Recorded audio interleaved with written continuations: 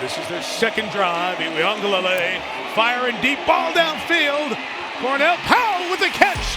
And Jones had him, ball popped loose.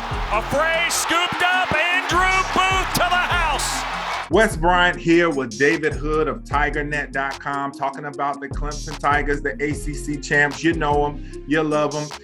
They're replacing some cornerstone pieces this season. What's it been like for this team during the offseason? You know, there's some questions there. They've got some wide receivers that have a lot of talent, but they're young. They have a lot of offensive linemen that have talent, but they're young. They have a lot of running backs that have talent, but they're young. Defensively, I think they're set, but it's going to be trying to find out, what pieces do we have offensively to go and make another run at this. I think that's probably been the big question mark.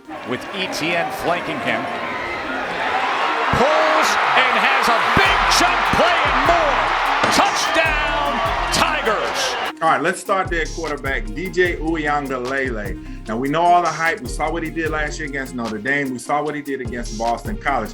What have you heard about his progression this offseason, and what did he really need to work on to get him to that space to replace a guy like Trevor Lawrence? You have to stay mechanically sound, and I think that's probably, been the one thing mechanically.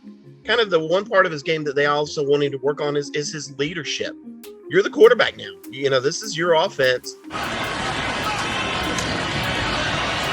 Sims, pocket collapsing, down he goes. No chance to escape the rush. Playing against Ohio State back in the Sugar Bowl, he got hit in the mouth, and they got out physicaled, and it embarrassed them. And that's what this group has been focused on. And, you go out for that first practice. Brent Venables, the defensive coordinator, he talks about it. The players talk about it. Linebacker James Skalski, he's a 6-year senior. Guy's going to have more rings than anybody in college football history. He talks about it. It's a return to being physical.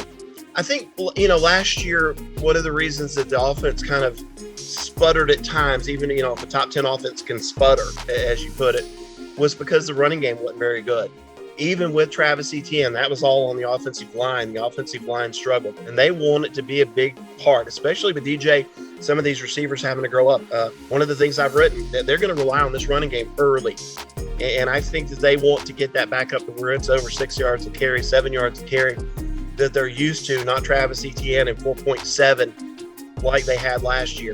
If this team's going to get where it wants to go, that dynamic running game of 2019 has to be back. If it's the 2020 version, then I think this offense is going to struggle.